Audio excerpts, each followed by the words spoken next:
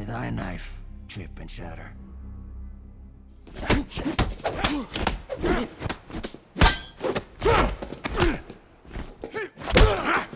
Hi, I'm Alex from NME, and today I'm really excited because I'm joined by two of Hollywood's biggest stars. It's Timothée Chalamet and Austin Butler. How are we doing? Doing well, how you doing? I'm really good, yeah. So I'll jump right in, Timothy.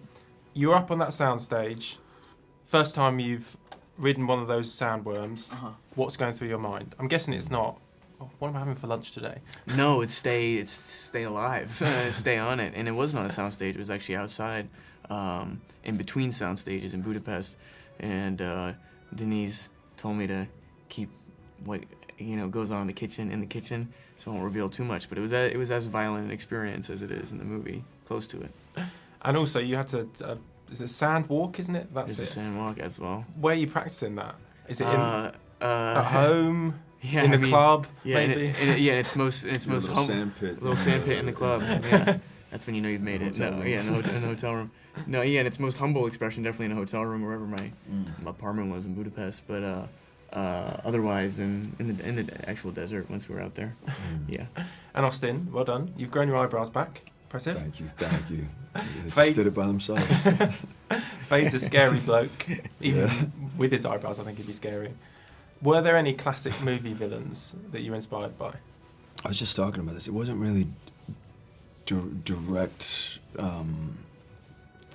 details that I was taking from people, but it was more general. I've always been inspired by Gary Oldman, in many of his roles in Leon the Professional or True Romance or Fifth Element. We've talked about Heath Ledger a lot. The sense of play that he had, and like I say, it's not these specific things, but it's more general inspiration, and then obviously with this one, wow. Yeah, I haven't thought about that movie in a long time. What a film! I love that movie. And then for this one, it was more specifically Stellan. Oh, really? There was a lot of inspiration. Your from him. co-star Stellan Skarsgård. Yeah. How so? Tell me more. Yeah, well, I as Fade, he's my uncle, and I grew up with him almost as my father figure, and also as the vision of ultimate power, and so there were many things that I imagined I would have through osmosis sort of brought from him, that would have soaked in through me. Your blood comes from dukes and great houses. We don't have that here. Here, we're equal. Men and women alike. What we do for the benefit of all. Well, I'd very much like to be equal to you. I've got a bit of a dream come true for a music journalist today, because NME's music magazine. I've got two of America's biggest music idols in the room together, Elvis Presley and Bob Dylan. Have you chatted to each other about sort of your process and playing those roles? I've been picking Austin's brain nonstop, but I feel let's let my film come out before I'm so lucky as to get included with Austin, because he did such a phenomenal job. I'll be lucky to do. But I do feel prideful about that too, because those are two artists that can't speak from Elvis's perspective, but deep in the Bob Dylan lore now, he had tremendous respect for Elvis and Sun Records and all of it. Yeah. Yeah, same. I mean, it's been such a joy to. Timothy works so hard, and it's just so cool to get to discuss process and talk through things, and I can't wait for that film. I wish I could be on set every day to just watch the magic happen. I wish you were in it. I mean, there's an Elvis character in really? the Johnny Cash biopic. Yeah, it's really right, brief. Right. It's very brief. It's very brief. Yeah, that's but right. I was kind of wishing you could create a musical cinematic universe. Have you got like favourite music biopics that you've kind of watched previously? Not your own, obviously. Elvis. I'll say that. La Vie en Rose.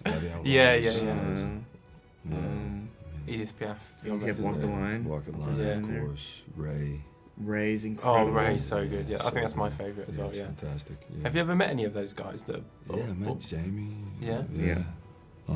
Did he mention Elvis to you? Was this before? Yeah, he did actually. That was one of the most impactful compliments, because that Ray is one that I watched so many times, and I'm enamored by what Jamie Foxx does, and and saw that, yeah, that meant a lot that he had seen it and he liked it.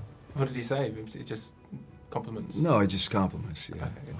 Okay. But I did read that you've got 12 hours of unreleased Bob Dylan tracks. How do you nobody's sleep? heard?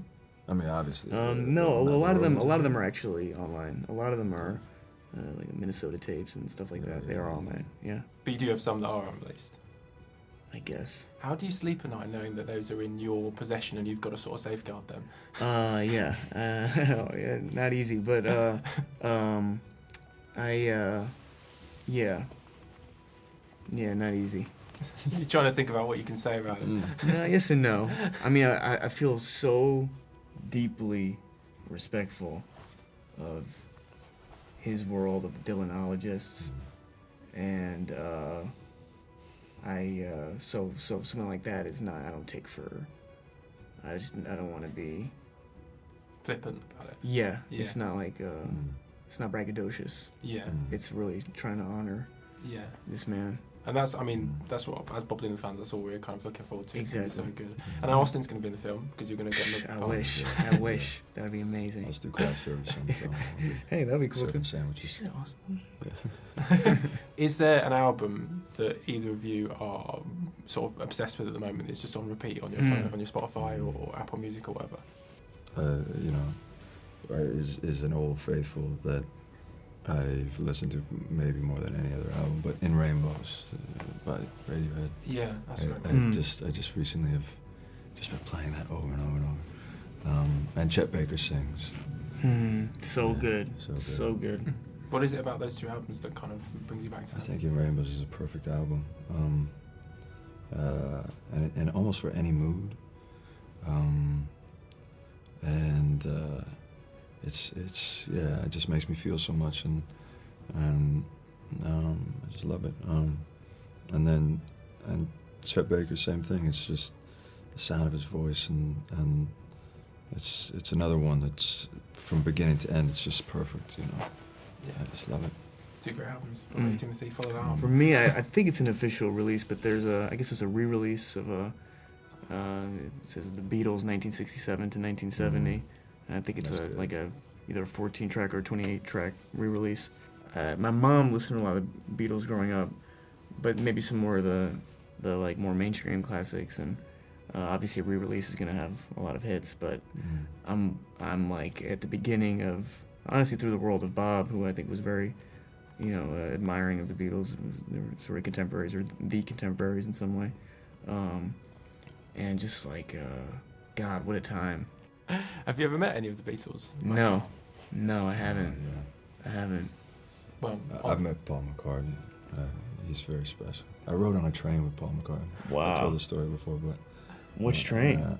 The Eurostar from London to Paris. We sat across from each other. You just happened to be sitting across from one another. Well, Stella had a show earlier in the day in Paris, and then so she said, if you come to the show, then afterwards we can take the train back with my dad.